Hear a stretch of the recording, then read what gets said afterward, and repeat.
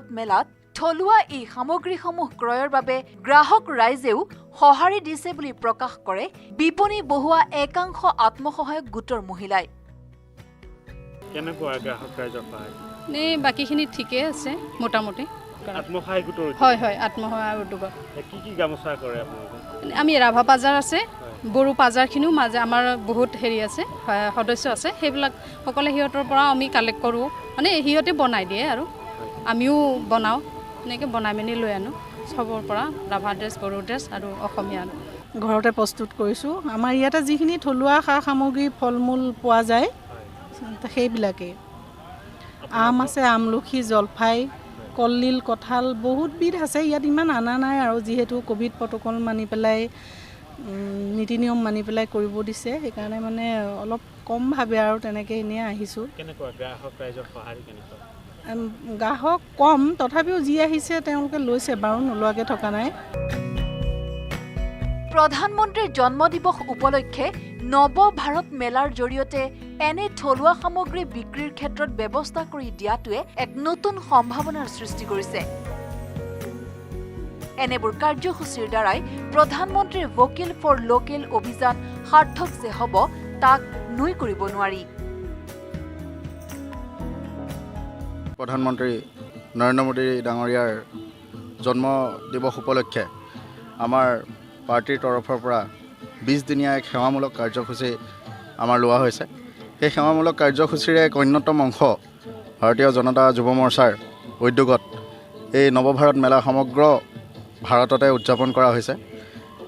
এই মেলাৰ জৰিয়তে মোদীজীয়ে যি এক আমাক যোৱাবাৰ বিগত কৰোণা কালত যি আমাক এক শ্লোগান দিলে যে local for vocal, vocal for local, যি ভোকেল ফৰ লোকেল আমাক যি শ্লোগান দিলে, সেই শ্লোগানকে সৰুগত কৰি আমি পেলাই এই কাৰ্যসূচীভাগ আমি আগবঢ়াইছোঁ।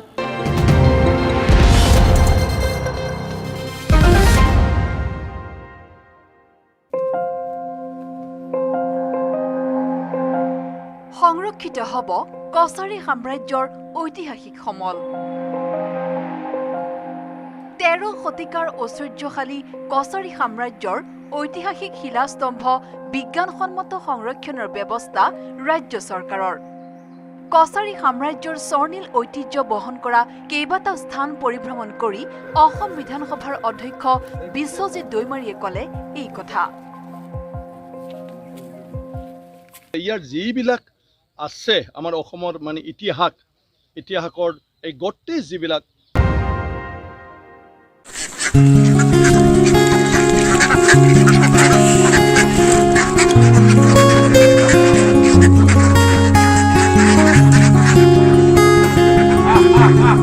গহপুৰৰ দীপক দিগন্তই দেখুৱাইছে কৰ্ম সংস্কৃতিৰ এক অপূৰ্ব নিদৰ্শন। গহপুৰৰ মেকিৰপুৰা চুকৰ দুজন ককাই ভাই দিগন্ত আৰু দীপক ভূঞা। এই দুই ভাতৃয়ে দেখুৱাইছে কৰ্মৰ প্ৰতি তেওঁলোকৰ থকা স্পৃহা। বহুতৰ বাবে তেওঁলোক হৈ পৰিছে বৰ্তমান আদৰ্শস্বৰূপ। এখন মিশ্ৰিত পামৰ দ্বাৰা নিজেই স্বাৱলম্বী হোৱাৰ লগতে প্ৰায় 30ৰ পৰা 35জন ব্যক্তিক সংস্থাপনৰ ব্যৱস্থা কৰি দিছে দুই ভাতৃয়ে। হাঁহ, মুৰ্গী, ছাগলী, মাছ, বিভিন্ন শাক পাচলি পোৱা যায় পামখনত। প্ৰায় 550টা হাঁহ, 40ৰ পৰা 50টা ছাগলী, মুৰ্গী, মাছ আছে এই ফাৰ্মখনত। বিভিন্ন অনুষ্ঠানত মাছ মাংসৰ যোগান ধৰে দীপক দিগন্তই। পুখুৰী আছে মোৰ, এইটো 15 বিঘা মাটি পুখুৰী এটা আছে, তাতে আছে হাঁহ আছে পুখুৰীত, তাৰপৰা ছাগলী আছে, ছাগলী এতিয়া 30টামান ছাগলী আছে। ছাগলীখিনি আমি এইটো খাচী ছাগলী বেছি আছে আমাৰ ইয়াত। আমি ডাঙৰ ডাঙৰ অৰ্ডাৰবোৰ লওঁ, ধৰি লওক বিয়া চিয়া তেনেকুৱা 1 কুইণ্টেল কাৰোবাক লাগে, কাৰোবাক 50 কেজি, কাৰোবাক 10 কেজি। পাৰ্টিৰ কাৰণে হাঁহবোৰ যায়, কয়লাৰটো যায়, ধৰি লওক কুকুৰা পাৰ্টি, তেনেকৈ গোটেইখিনি আমি ৰাখিছোঁ। হাঁহ, ছাগলী, কুকুৰা, মুৰ্গী। আমাৰ এতিয়া অসমৰ যিখিনি লোৱা গোটেইখিনি বাহিৰত গৈ বাহিৰৰ দেশবোৰ চহকী কৰিছে। আমি তাৰ কামবোৰ যদি আমাৰ ইয়াত কৰিব পাৰোঁ, আমাৰখন অসমখনো চহকী হ'ল, আমাৰ গাঁওখন চহকী হ'ল, কামবোৰ ইয়াতে হ'ল। চবেই ঘৰত থাকি ঘৰৰ পইচাই ঘৰৰ গোটেই পৰিয়াল চলিব পৰা হৈছে। সেইখিনি গোটেইখিনি যদি ইয়াতে কৰিব পাৰে তেতিয়া বহুত ভাল কাম ন। কাম কৰি ভালেই। আমাৰ ঘৰৰ ওচৰতে হয়, মই ইয়াত থকা এতিয়া এবছৰ হ'ল। তাৰপৰা আগতে 2 বছৰ বেংগলোৰত আছিলোঁ। বেংগলোৰৰ পৰা আহি আপোনাৰ গুৱাহাটী মিৰ্জাত আছিলোঁ। মিৰ্জাৰ পৰা আহি এতিয়া ঘৰৰ ওচৰতে কৰি আছোঁ। এতিয়া এবছৰ হৈছে ইয়াত মই কোৱা। মোক ধুনীয়াকৈ আমাৰ ঘৰৰ পৰিয়াল চলি আছে। লগতে এই দুই ভাতৃয়ে গঢ় দিছে ত্ৰিমূৰ্তি চিমেণ্ট প্ৰডাক্ট নামৰ এটা পকী ৱাল বনোৱা প্ৰতিষ্ঠান, য'ত পকী দেৱাল বিভিন্ন ধৰণৰ ইটা তৈয়াৰ কৰা হয়। মুঠতে বৰ্তমান বহু নিবনুৱা যুৱকৰ বাবে তেওঁলোক হৈ পৰিছে আদৰ্শ। নিজৰ সৃষ্টিশীলতাৰ পৰিচয় দি দুই ভাতৃয়ে দেখুৱাইছে ব্যৱসায়েৰে আত্মনিৰ্ভৰশীলতাৰ পথ।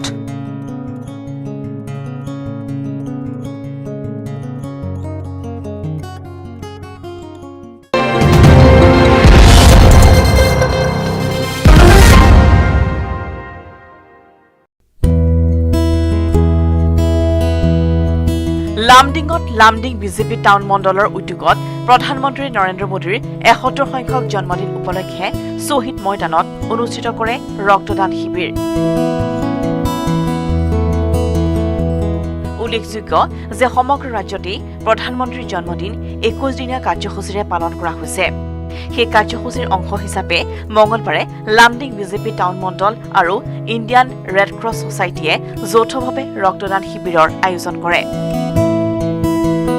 উক্ত ৰক্তদান শিবিৰত বিজেপি কাৰ্যকৰ্তাৰ লগতে অন্যান্য লোকেও ৰক্তদান কৰে। অন্যহাতে ৰক্তদাতাসকলক একোখনকৈ প্ৰমাণপত্ৰ প্ৰদান কৰে আয়োজকে। আমাৰ দেশৰ প্ৰধানমন্ত্ৰীৰ জন্ম জয়ন্তী উপলক্ষে আজি কেইদিনমান ধৰি আমি বহুতো কিবাকিবি কাম কৰি আছোঁ। তাৰ মাজত আজি এটা বিশেষ দিন লামডিঙত হৈ আছে ৰক্তদান শিবিৰ। এই ৰক্তদান শিবিৰত আজি কমচে কম ৫০জন অলৰেডি ব্লাড ডোনেট কৰিছে। ব্লাড ডোনেট কৰা চাই কিনে বহুত ভাল লাগিছে আমাৰ দেশৰ নজৱান যিবিলাক আছে।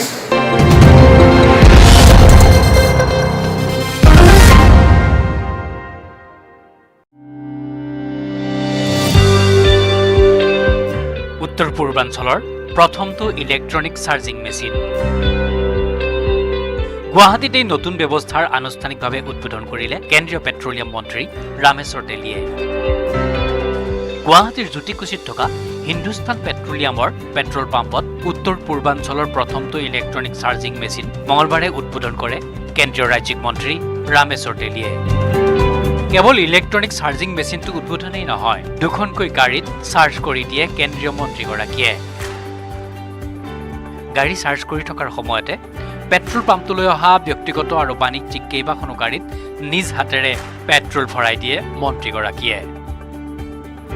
লগতে অ'লা, উবেৰ, পে ইণ্ডিয়াৰ ভাড়া গাড়ীৰ চালকসকলৰ সৈতেও মত বিনিময় কৰে কেন্দ্ৰীয় পেট্ৰলিয়াম ৰাজ্যমন্ত্ৰী ৰামেশ্বৰ তেলীয়ে। চালকৰ সৈতে হোৱা মত বিনিময়ত ৰামেশ্বৰ তেলীয়ে সকলোকে চৰকাৰৰ বিনামূলীয়া চালক হেল্থ কাৰ্ড বনাবলৈ আহ্বান জনায়। কেন্দ্ৰীয় মন্ত্ৰীগৰাকীক ওচৰতে পাই অভিভূত হৈ পৰে জ্যোতিকুছিৰ হিন্দুস্তান পেট্ৰলিয়াম পেট্ৰল পাম্পৰ কৰ্মচাৰীসকল।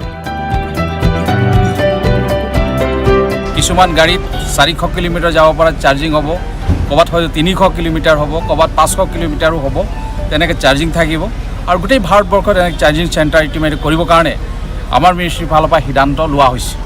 আৰু আশা ৰাখিছোঁ এনেকুৱা গাড়ী যদি কিনা হয়, ইলেক্ট্ৰিক ভেহিকেল যদি কিনা হয়, তেতিয়াহ'লে আমি গভৰ্ণমেণ্টে ইতিমধ্যে কৈছোঁ যে কিছু ছাবচিডি দিয়া হ'ব। কাৰণ আমাৰ ভাৰতৰ প্ৰধানমন্ত্ৰী ভাবে যে পলিউশ্যনৰ পৰা আমি পৰিত্ৰাণ পাবলৈ হ'লে নিশ্চয় আমি ইলেক্ট্ৰিক ভেহিকেল আমি উলিয়াব লাগিব বজাৰত। আমি CNGত আমি গাড়ী চলাব লাগিব। সেইকাৰণে আমাৰ ministry petroleum and natural gas আমাৰ মিনিষ্ট্ৰী ইতিমধ্যে সিদ্ধান্ত লৈছে যে যিমান পৰা যায় ভাৰতবৰ্ষত আমি ইলেক্ট্ৰিক কাৰ চাৰ্জিং চেণ্টাৰ আমি বহাম, আমি CNG ডিপু কৰিম, এনেধৰণৰ সিদ্ধান্ত এটা লোৱা হৈছে।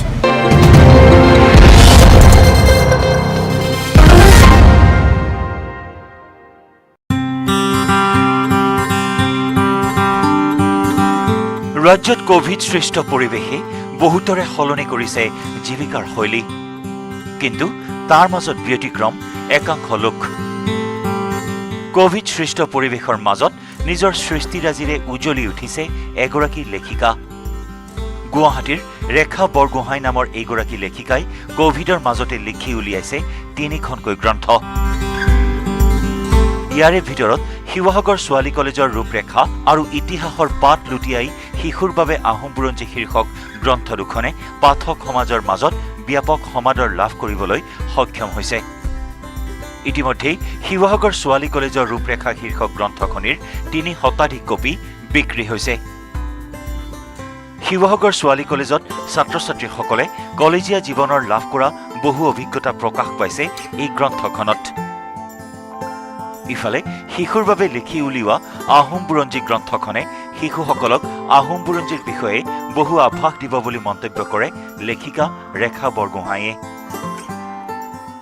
এখন কলেজীয়াৰ জীৱনৰ ওপৰত লিখা হৈছে। কলেজীয়াৰ জীৱনত আমাৰ কেনেকুৱা ঘটনা ঘটে বা কেনেকুৱা মনোভাৱ থাকে সেইখিনিকে ধৰি ৰাখিবলৈ চেষ্টা কৰা হৈছে। শিৱসাগৰ ছোৱালী কলেজত মই 5 বছৰ দিন অধ্যয়ন কৰিছিলোঁ।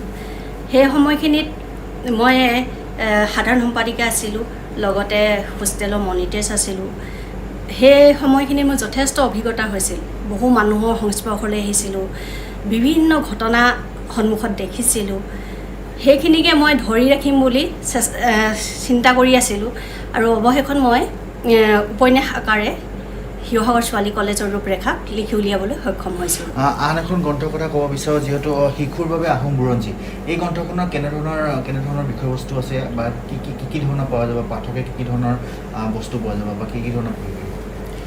ইতিহাসৰ পাত লুটিয়াই শিশুৰ বাবে আহোম বুৰঞ্জী আছিলে। এখন গ্ৰন্থ মই 2019 চনত প্ৰকাশ কৰিছিলোঁ। গ্ৰন্থখন আচলতে আহোমসকলক লৈয়ে লিখা হৈছে। আহোমসকল ক'ৰ পৰা আহিছিল, কেনেকৈ অসমত থিতাপি লৈছিল, তেওঁলোকে অসমখনক কেনেকৈ সংগঠিত কৰি এখন ৰাজ্যলৈ পৰিণত কৰিছিল, অসমীয়া মানুহখিনিক কেনেকৈ একত্ৰিত কৰিছিল, তেওঁলোকৰ ধৰ্ম, আচাৰ ব্যৱহাৰ, সাজপাৰ আৰু প্ৰতিজন স্বৰ্গদেউ বিষয়ে থুলমূলকৈ শিশুৱে জানিব পৰাকৈ লিখি উলিয়াইছোঁ। আন গ্ৰন্থকেইখনত কেনেধৰণৰ বিষয়বস্তু আছে আপোনাৰ? যোনকেইখন আন 5খন গ্ৰন্থ, 2খন গ্ৰন্থৰ কথা ক'লে, আন 5খন গ্ৰন্থ কেনেধৰণৰ বিষয়বস্তু আছে? 3খন মোৰ প্ৰবন্ধ সংকলন। বিভিন্ন বাতৰি কাকতত লিখা প্ৰবন্ধসমূহ মই সংকলন কৰি 3খন কিতাপ প্ৰকাশ কৰিছিলোঁ। সেইকেইখন হৈছে আমাক এজন মোমাই তামুলী বৰবৰুৱাৰ প্ৰয়োজন, আমি বাৰু শিপা হেৰুৱাইছোঁ নেকি আৰু আমি অসমীয়া। প্ৰতিখন প্ৰবন্ধ সংকলনতে কিছুমান স্পৰ্শকাতৰ বিষয়ক মই ধৰি ৰাখিবলৈ চেষ্টা কৰিছিলোঁ। সমাজৰ অন্যায় অবিচাৰকে ধৰি লিখিবলৈ চেষ্টা কৰিছিলোঁ। কিছুমান খুব দেখিছিলোঁ, মোৰ মনত উদ্গীৰণ হৈছিল, সেইখিনিকো মই ধৰি ৰাখিবলৈ যত্ন কৰিছোঁ। মাইথান ষ্টীল ইমান ষ্ট্ৰং যে 20% কমকৈ লাগে। ষ্ট্ৰং আৰু বুদ্ধিয় মাইথান নিৰ্মাণৰ মানদণ্ড।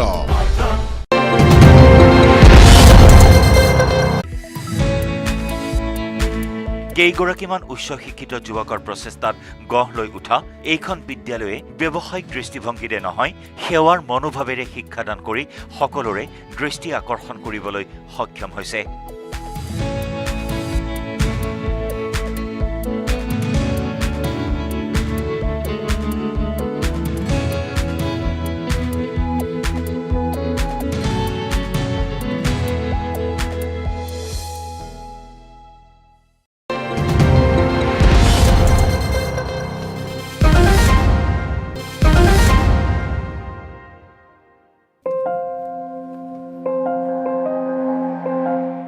সংৰক্ষিত হ'ব কছাৰী সাম্ৰাজ্যৰ ঐতিহাসিক সমল।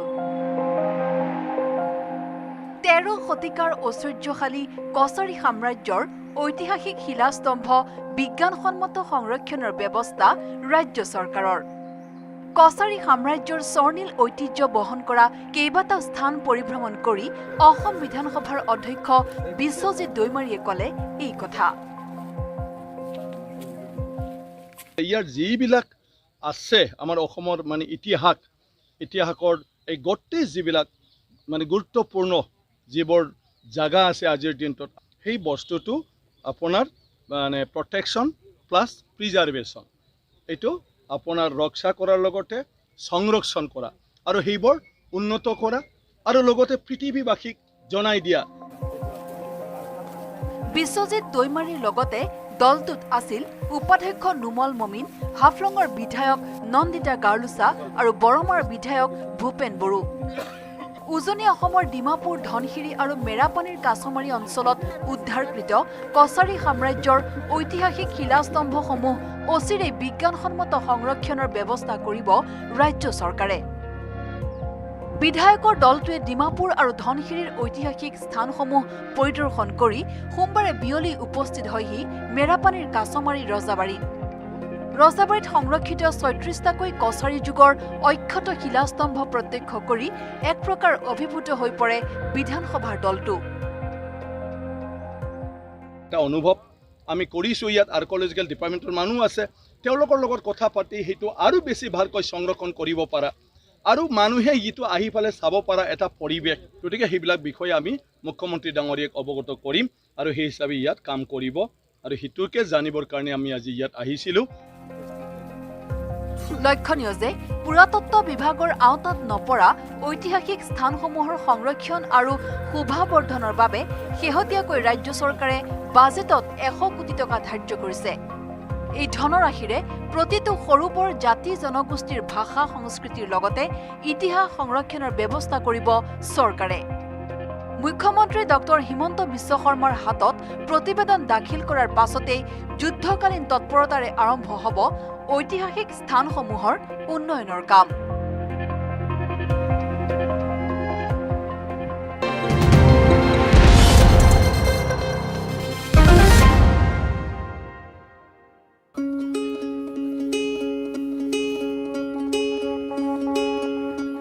নাজিৰা সমষ্টিৰ বিধায়ক তথা বিৰোধী দলপতি দেৱব্ৰত শইকীয়াৰ মহানুভৱতা। মুখ্যমন্ত্ৰীৰ সাহায্য পুঁজিৰ অধীনত শিৱসাগৰ জিলাৰ নাজিৰা সমষ্টিৰ বহুকেইজন ৰোগীয়া ব্যক্তিক আৰ্থিক সাহায্য প্ৰদান কৰে নাজিৰা সমষ্টিৰ বিধায়ক দেৱব্ৰত শইকীয়াই।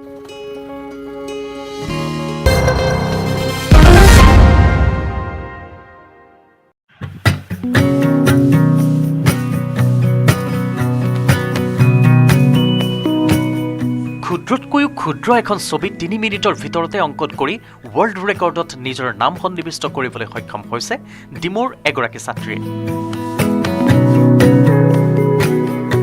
এটা চাউলত ছবি অংকন কৰি এই সুনাম বুটলিবলৈ সক্ষম হৈছে ছাত্ৰীগৰাকীয়ে। এজন ব্যক্তিয়ে ভাৰতৰ জাতীয় পতাকা লৈ থকাৰ ছবি এটা ক্ষুদ্ৰ চাউলত অংকন কৰি এই ৰেকৰ্ড কৰিবলৈ সক্ষম হৈছে ডিমৌৰ বাগ্মিতা দত্তই। ডিমৌৰ লম্বুদৰ বৰগোহাঁই শংকৰদেৱ শিশু নিকেতনৰ 10ম শ্ৰেণীত অধ্যয়নৰত বাগ্মিতা দত্তই এই ছবিখন অংকন কৰি 25 জুলাইত ছবিখন ইণ্টাৰনেশ্যনেল বুক অফ ৰেকৰ্ডছলৈ পঠাইছিল আৰু চলিত মাহৰ 12 ছেপ্টেম্বৰত ৱৰ্ল্ড ৰেকৰ্ডত নাম সন্নিৱিষ্ট হৈছে বুলি কৰ্তৃপক্ষই মেইলযোগে জানিবলৈ দিয়ে। মই এটা ঘৰুৱা চাউলত আমাৰ জাতীয় পতাকাখন মই এটা ল'ৰাই হোল্ডিং কৰি থকা আঁকিছিলোঁ আৰু 3 মিনিটৰ ভিতৰত মই শেষ কৰিছিলোঁ আৰু সেইটো মই ৰেকৰ্ডটোৰ কাৰণে মই এপ্লাই কৰিছিলোঁ ইণ্টাৰনেশ্যনেল বুক অফ ৰেকৰ্ডছত আৰু তেওঁলোকে মোৰ ৰেকৰ্ডটো চালে আৰু তেওঁলোকে সেইকাৰণে মোক এৱাৰ্ডটোৰ কাৰণে মোক মেইল কৰিছিলে আৰু তাৰপাছত এৱাৰ্ডটো আহিলে ফাইনেলত। মই 0.3 × 0.4 mm অংকন কৰিছিলোঁ আৰু চাউলটোৰ ওপৰত আঁকিছিলোঁ আৰু মই সেইখন কোনো মেগনিফাইং গ্লাছ লোৱা নাছিলোঁ, নিজে যিমানখিনি পাৰিছিলোঁ সিমানখিনিয়ে অংকন কৰিছিলোঁ আৰু মই বেজি পিন এইবোৰেদিয়েই ইউজ কৰি অংকন কৰিছিলোঁ আৰু এইবোৰ মাইক্ৰ' আৰ্ট বুলি কয় আৰু এইবোৰৰ কাৰণে বেলেগ সঁজুলি আছে, মই চাইছিলোঁ এইবোৰ, কিন্তু মই সেইবোৰৰ সৈতে অংকন কৰা নাছিলোঁ, মই নিজে যেনেকৈ পাৰিছিলোঁ তেনেকৈ ট্ৰাই কৰিছিলোঁ। মইতো 12 জুলাইতে এপ্লাই কৰিছিলোঁ আৰু মোৰ ৰেকৰ্ডটো এমাহমানৰ আগত মেইল আহিছিলে মোলৈ, তেওঁলোকে ৰিচিভ কৰিছে মোৰ ৰেকৰ্ডটো আৰু এইটো অহা এৱাৰ্ডটো মোক 12 ছেপ্টেম্বৰতহে মই পাইছোঁ ইয়াত। ইতিমধ্যে ইণ্টাৰনেশ্যনেল বুকছ অফ ৰেকৰ্ডে বাগ্মিতালৈ এখন মানপত্ৰ আৰু এটি মেডেলেৰে সন্মানো আগবঢ়াইছে। কন্যাৰ এই সাফল্যত মাতৃ মাধুৰিমা দত্ত আৰু পিতৃ বুবু দত্তই আনন্দ প্ৰকাশ কৰিছে। তাইৰ কাৰ্যৰ কাৰণে আমি গৌৰৱ অনুভৱ কৰিছোঁ, ভাল লাগিছে। সকলো মাতৃয়ে নিজৰ সন্তানক কিবা এটা ভাল দেখিলে ভাল পায়, আমাৰো তেনেকৈয়ে ভাল লাগিছে।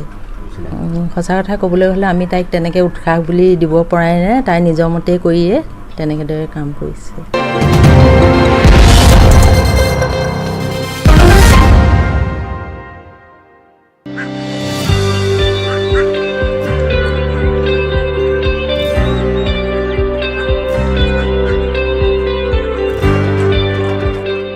বঙাইগাঁৱৰ কাঁচিডোবা গাঁৱত এগৰাকী অৱসৰপ্ৰাপ্ত সীমা সুৰক্ষা বলৰ জোৱানে দেখুৱাইছে আদৰ্শ। সীমা সুৰক্ষা বলৰ হাবিলদাৰ হিচাপে অৱসৰ গ্ৰহণ কৰি অহাৰ পিছতে লংকেশ্বৰ ৰায়ে কৃষি কৰ্মত মনোনিৱেশ কৰা পৰিলক্ষিত হয়। ঘৰলৈ আহি চৰকাৰী পেঞ্চনৰ টকাকেইটাক আশা নকৰি বিভিন্ন কাম কাজ তথা ব্যৱসায় কৰি তেওঁ আৰ্থিক উপাৰ্জন বৃদ্ধি কৰাৰ প্ৰয়াস কৰে। কিন্তু কোভিড মহামাৰীৰ বাবে সৰু সুৰা কাম কাজ ব্যৱসায় আদি বন্ধ হোৱাত আৰম্ভণিতেই কিছু সমস্যাত পৰিবলগীয়া হয়। পৰৱৰ্তী সময়ত নিজ ককায়েকক লগত লৈ লংকেশ্বৰ ৰায়ে হাঁহ কুকুৰাৰ ফাৰ্ম আৰু মৎস্য পালনৰ ব্যৱসায় আৰম্ভ কৰে। একেদৰে প্ৰায় 12 বিঘা খেতি মাটিত বতৰৰ বিভিন্ন শাক পাচলিকে আদি কৰি ধান খেতি আৰম্ভ কৰে। লংকেশ্বৰ ৰায় আৰু তেওঁৰ জ্যেষ্ঠ ভাতৃ টংকেশ্বৰ ৰায়ে উপাৰ্জনৰ বাকী পথ কোভিড পৰিস্থিতিৰ বাবে বন্ধ হৈ পৰাত দুয়ো কৃষি কৰ্মত মনোনিৱেশ কৰিবলৈ লয়। তেওঁলোকৰ ফাৰ্মখনত বিভিন্ন প্ৰকাৰৰ হাঁহ কুকুৰাৰে ভৰি আছে। বিভিন্ন প্ৰজাতিৰ কুকুৰাৰ লগতে হাঁহ পাৰ টাৰ্কি আদি ফাৰ্মখনত পালন কৰিছে। ফাৰ্মৰ লগতে এটা পুখুৰী খান্দি মাছ পালনো কৰিছে। বৰ্তমান ধান খেতিও কৰিছে অৱসৰপ্ৰাপ্ত সীমা সুৰক্ষা বলৰ জোৱানজনে।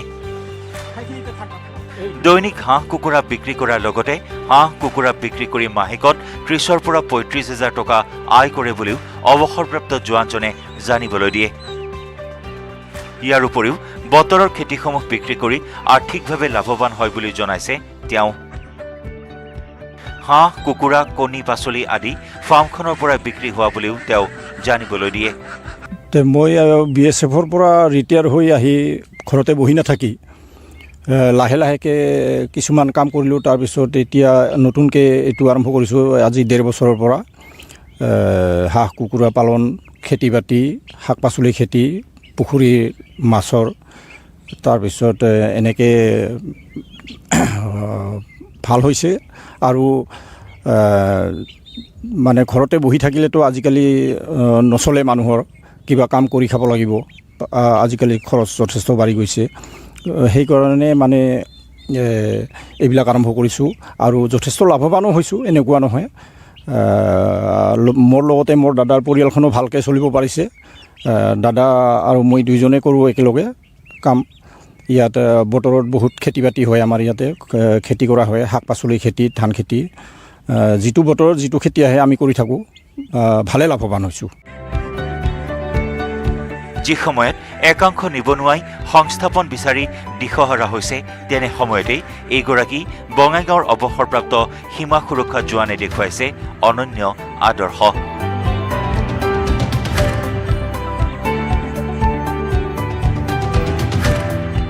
মাইথান ষ্টিল ইমান ষ্ট্ৰং যে 20% কমকৈ লাগে। ষ্ট্ৰং আৰু বুদ্ধিয়ক মাইথান নিৰ্মাণৰ মানদণ্ড।